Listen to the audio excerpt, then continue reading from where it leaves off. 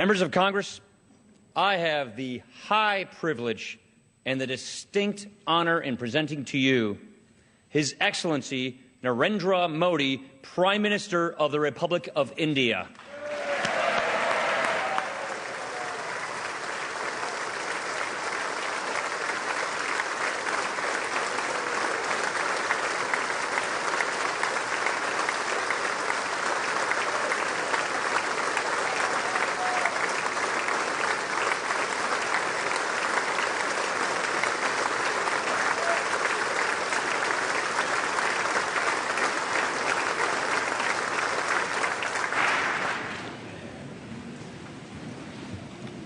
Mr. Speaker, Mr. Vice President, distinguished members of the U.S. Congress, ladies and gentlemen, I'm deeply honored by the invitation to address this joint meeting of the U.S. Congress. Thank you, Mr. Speaker, for opening the doors of this magnificent Capitol.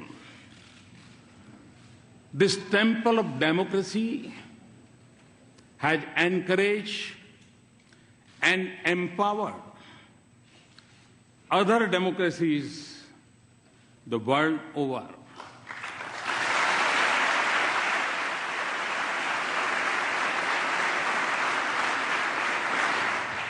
It manifests the spirit of this great nation, which is, in Abraham Lincoln's words, was conceived in liberty and dedicated to the proposition that all men are created equal.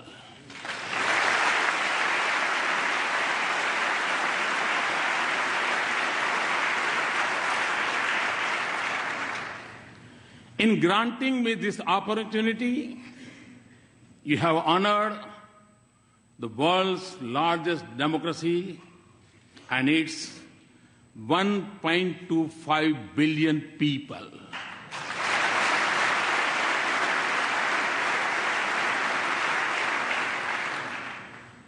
As a representative of world's largest democracy, it is indeed a privilege to speak to the leaders of its oldest.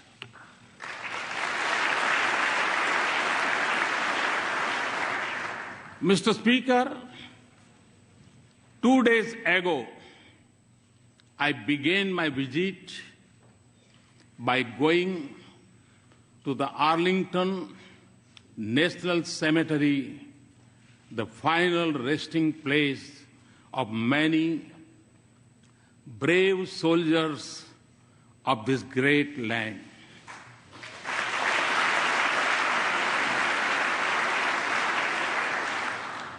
I honored their courage and sacrifice for the ideals of freedom and democracy.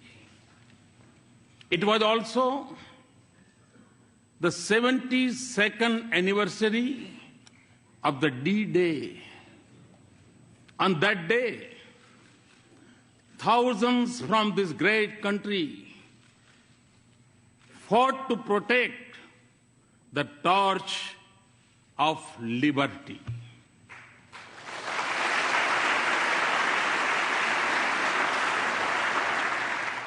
They sacrificed their lives so that the world lives in freedom. I applaud, India applauds the great sacrifices of the men and women from the land of the free and the home of the brave in service of mankind.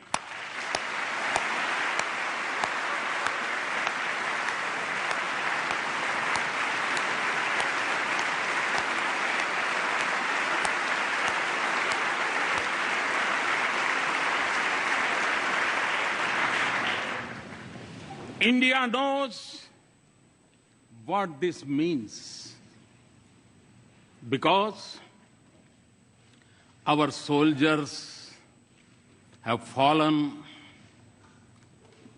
in distant battlefields for the same ideals. That is why the threads of freedom and liberty from a strong bond between our two democracies. Mr. Speaker, our nations may have been shaped by diverse histories, cultures, and faiths. Yet, our belief in democracy for our nations and liberty for our countrymen is common. The idea that all citizens are created equal is a central pillar of the American Constitution. Our founding fathers too shared the same belief and sought individual liberty for every citizen of India.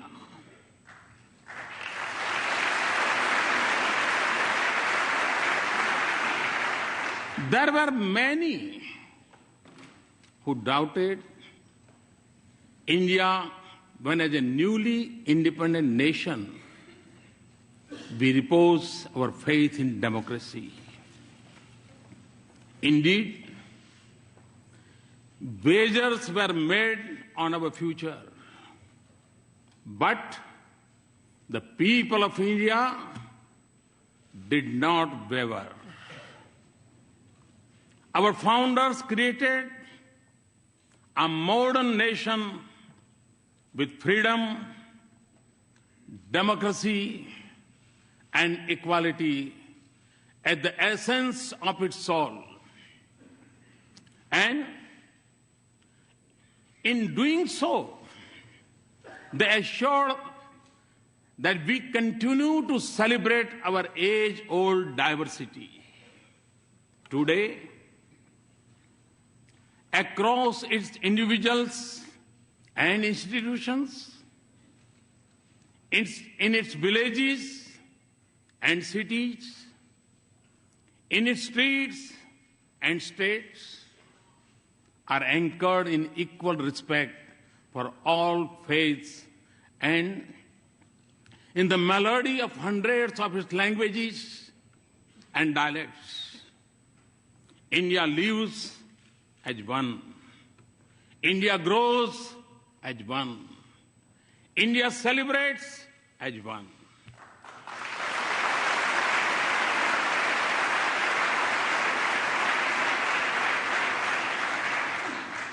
Mr. Speaker, modern India is in its 70th year. For my government, the Constitution is its real holy book. And in that holy book,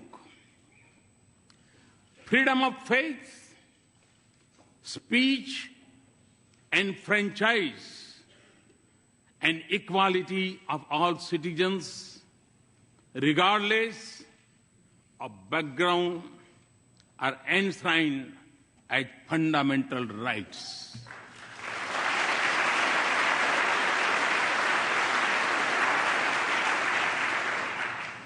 $800 million of my countrymen may exercise the freedom of franchise once every 5 years.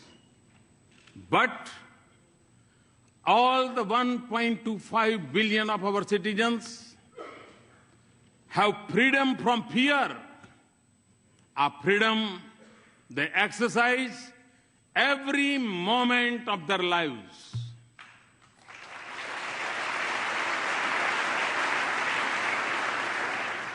Distinguished members, engagement between our two democracies has been visible in the manner in which our thinkers impacted one another and shaped the course of our societies.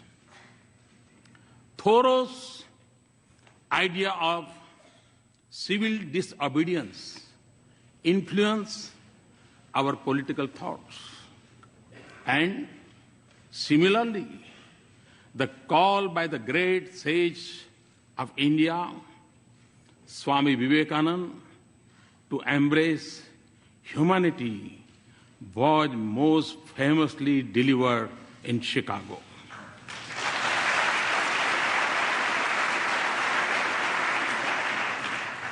Gandhi's non-violence inspired the heroism of Martin Luther King.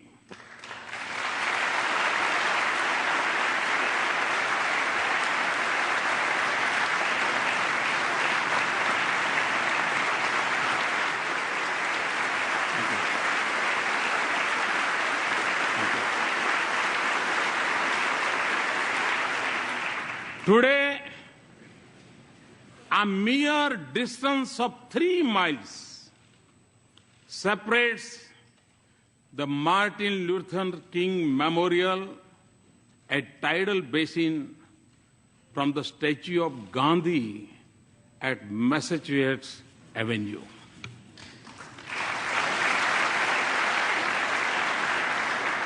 This proximity of their memorials in Washington mirrors the closeness of ideals and value they believe in. The genius of Dr. Bhimrao Babasaheb Ambedkar was nurtured in the years he spent at the Columbia University a century ago.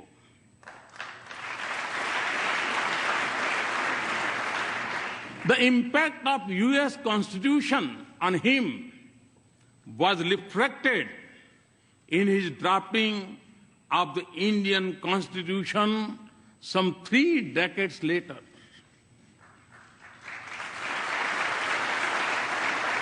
Our independence was ignited by the same idealism that fueled your struggle for freedom.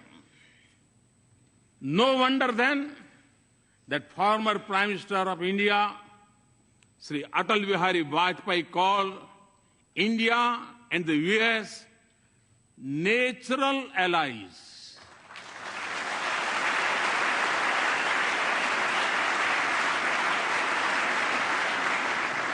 No wonder that the shared ideals and common philosophy of freedom shape the bedrock of our ties. No wonder then that President Obama has called our ties the defining partnership of the 21st century.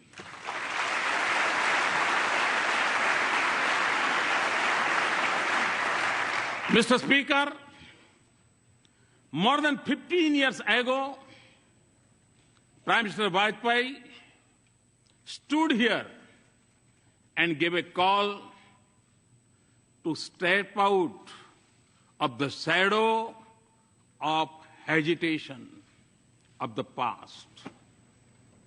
The pages of our friendship since then tell a remarkable story. Today, our relationship has overcome the hesitations of history.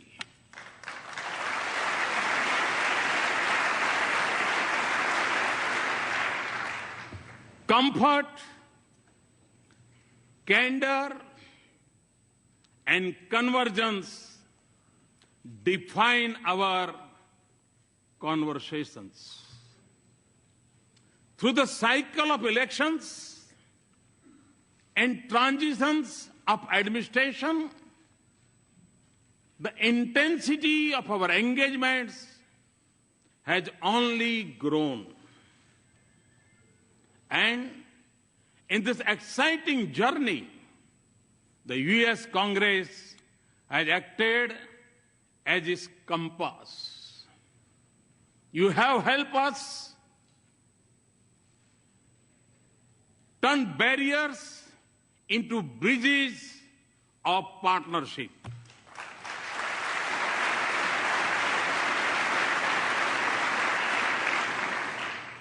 In the fall of 2008, when the Congress passed the India-US Civil Nuclear Cooperation Agreement, it changed the very colors of leaves of our relationship.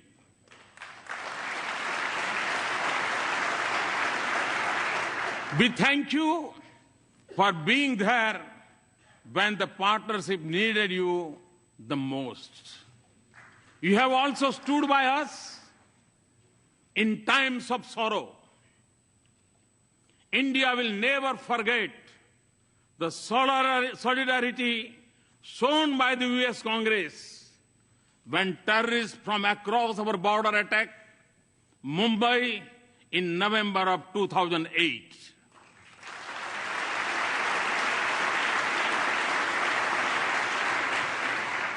And for this, we are grateful. Mr. Speaker, I'm informed that the working of the U.S. Congress is harmonious.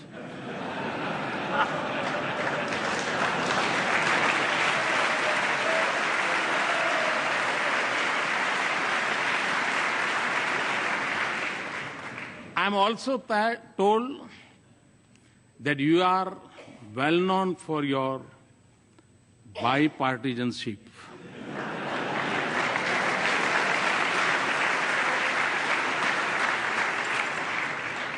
Well, you are not alone.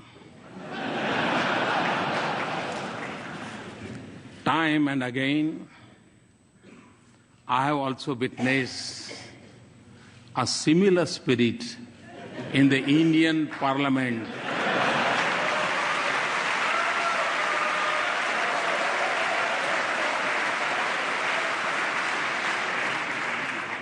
Especially in upper house.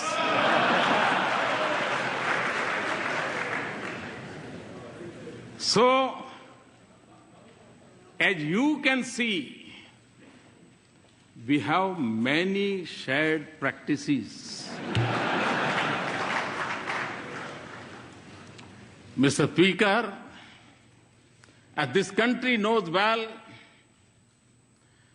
every journey has its pioneers. Very early on, they shaped a development partnership, even when our meeting ground was more limited. The genius of Norman Borlaug brought the Green Revolution and food security to my country.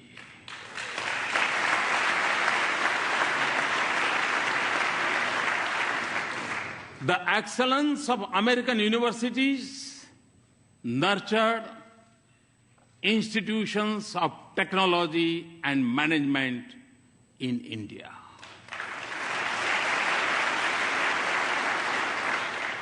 And I could go on, but fast forward to the present. The embrace of our partnership extends to the totality of human endeavor. From the depths of the oceans to the vastness of the space. Our science and technology collaboration continues to help us in cracking the age-old problems in the fields of public health, education, food, and agriculture. Ties of commerce and investment are flourishing. We trade more with the U.S. than with any other nation.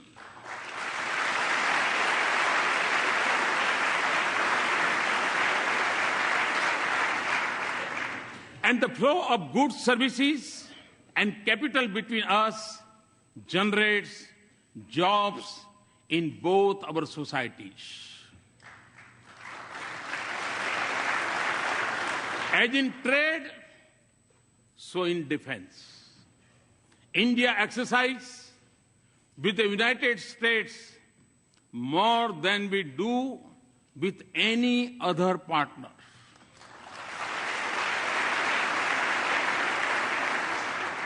Defense purchases have moved from almost zero to $10 billion in less than a decade.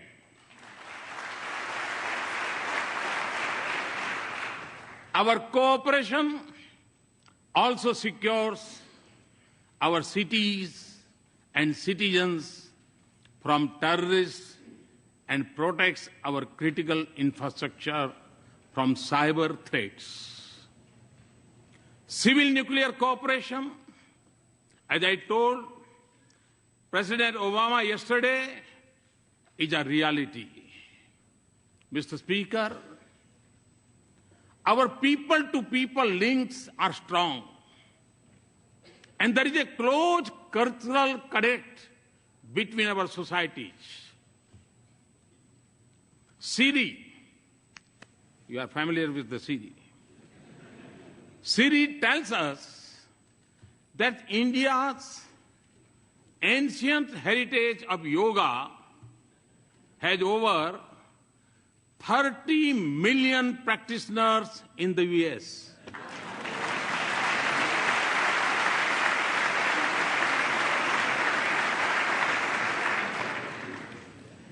It is estimated that more Americans bend for yoga than to throw a curveball.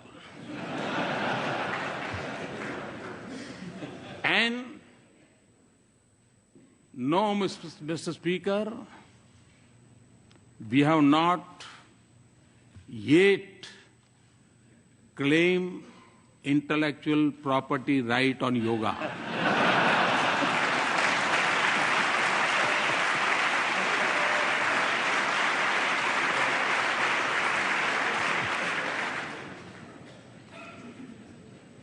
Connecting our two nations is also a unique and dynamic bridge of 3 million Indian Americans.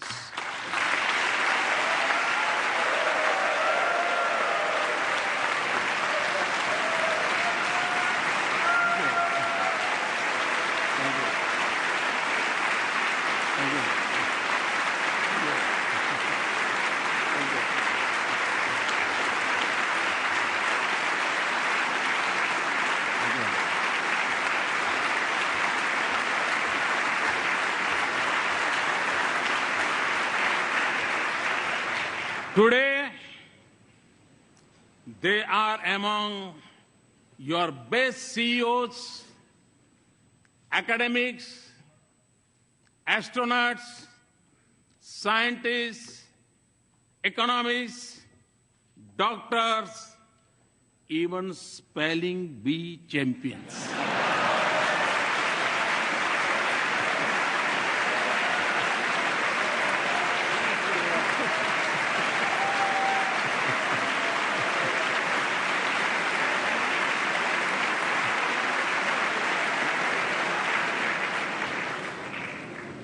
They are your strength. They are also the pride of India.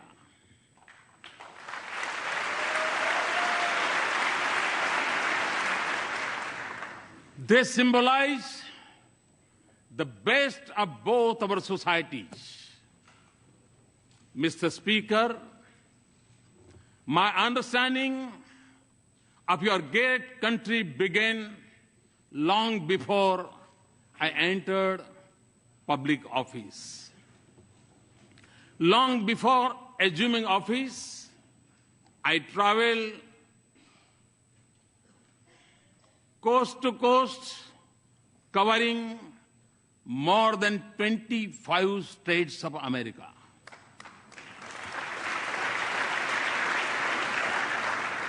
I realized then that the real strength of the U.S.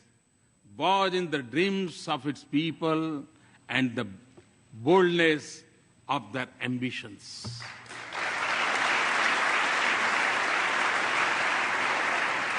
Today, Mr. Speaker, a similar spirit animates India.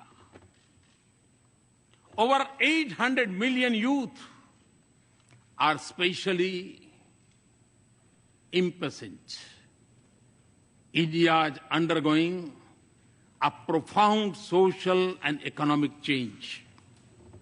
1 billion of its citizens are already politically empowered.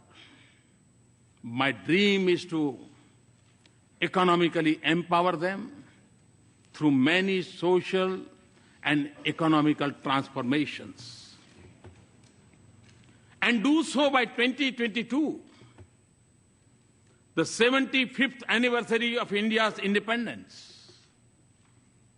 My to-do list is long and ambitious, but you will understand it includes a vibrant rural economy with a robust farm sector, a roof over each head, and electricity for all households.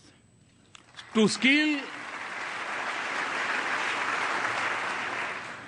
millions of our youth, build 100 smart cities, have a broadband for 1 billion, and connect our villages to the digital world.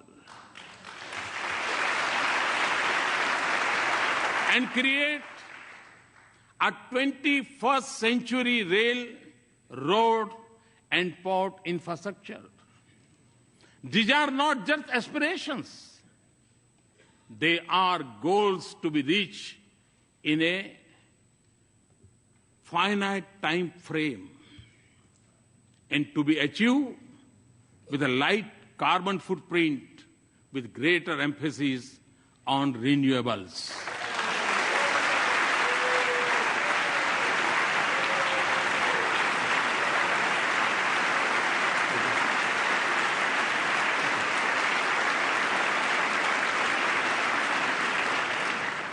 Mr. Speaker, in every sector of India's forward march, I see the U.S.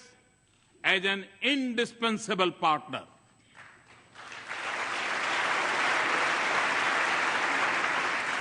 Many of you also believe that a stronger and prosperous India is in America's strategic interest.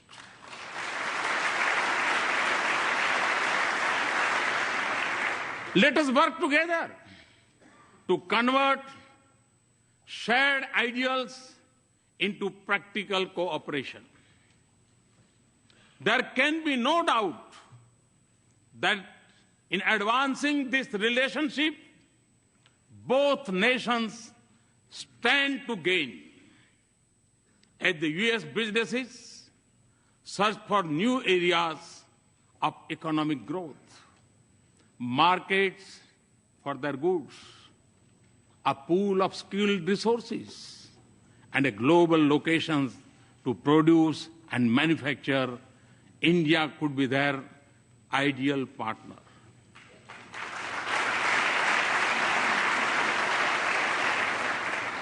India's strong economy and growth rate of 7.6% annum is creating a new opportunities for our mutual prosperity.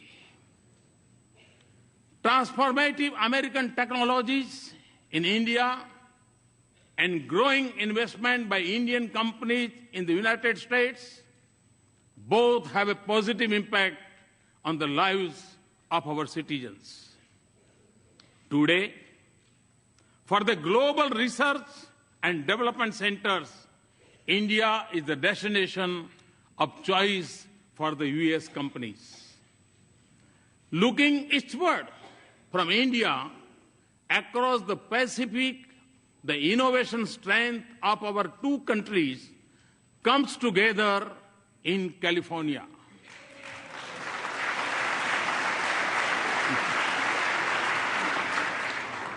Here, the innovative genius of America and India's intellectual creativity are working to shape new industries of the future.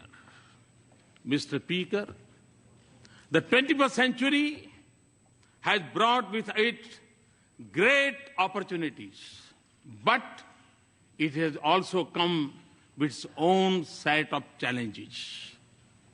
While some parts of the world are islands of growing economic prosperity, others are mired in conflicts.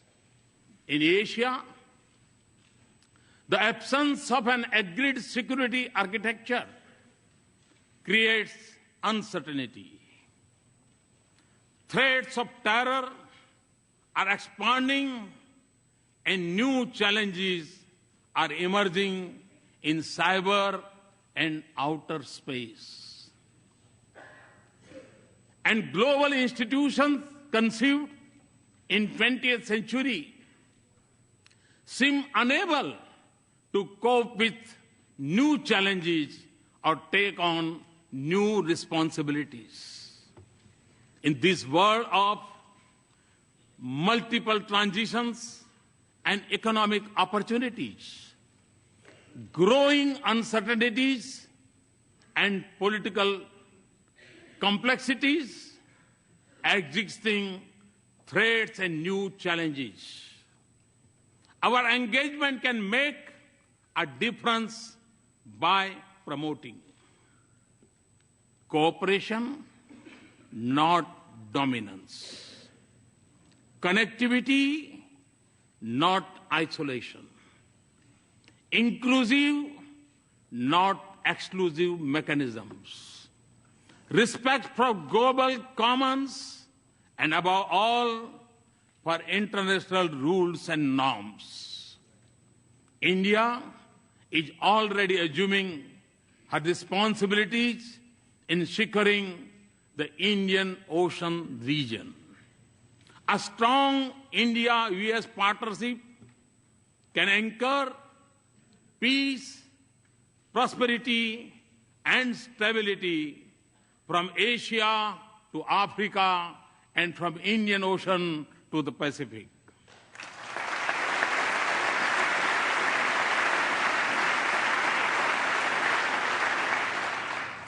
It can also help ensure security of the sea lanes of commerce and freedom of navigation on seas.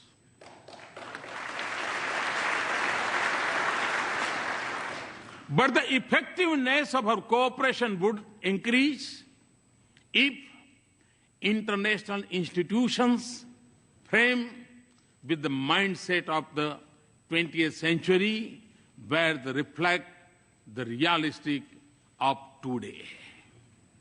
Mr. Speaker, before arriving in Washington, D.C., I had visited Herat in western Afghanistan to inaugurate Afghan-India Friendship Dam built with Indian assistance.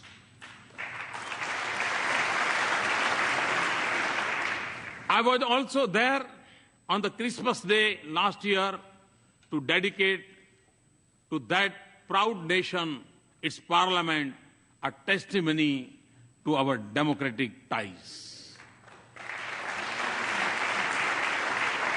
Afghans naturally recognize that the sacrifices of America have helped create a better life.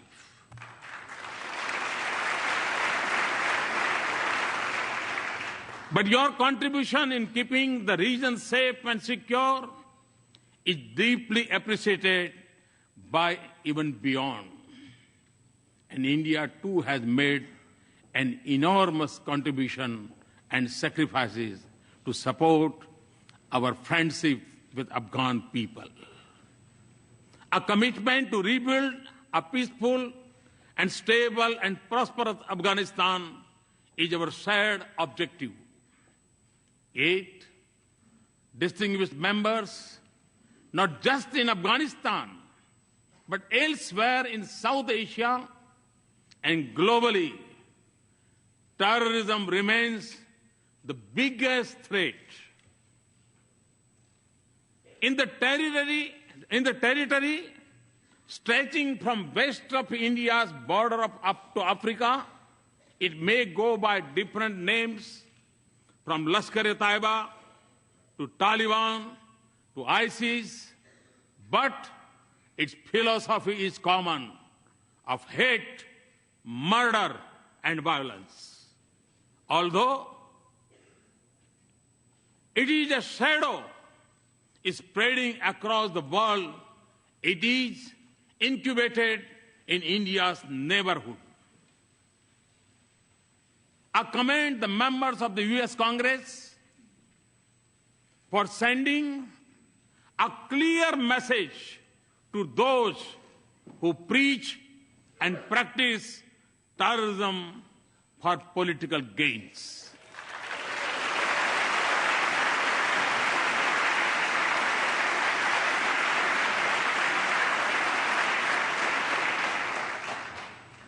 Refusing to reward them is the first step towards holding them accountable for their actions.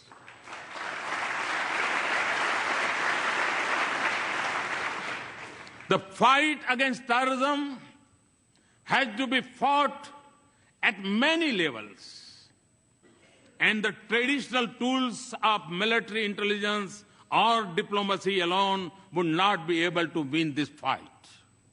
Mr. Speaker, we have both lost civilians and soldiers in combating terrorism. The need of the hour is for us to deepen our security cooperation and base it on a policy that isolates those who harbor, support, and sponsor terrorists.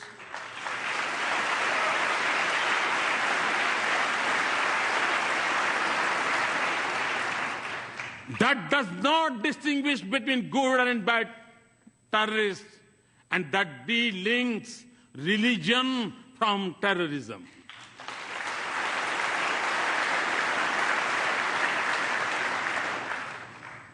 Also, for us to succeed, those who believe in humanity must come together to fight for it as one and speak against this menace in one voice.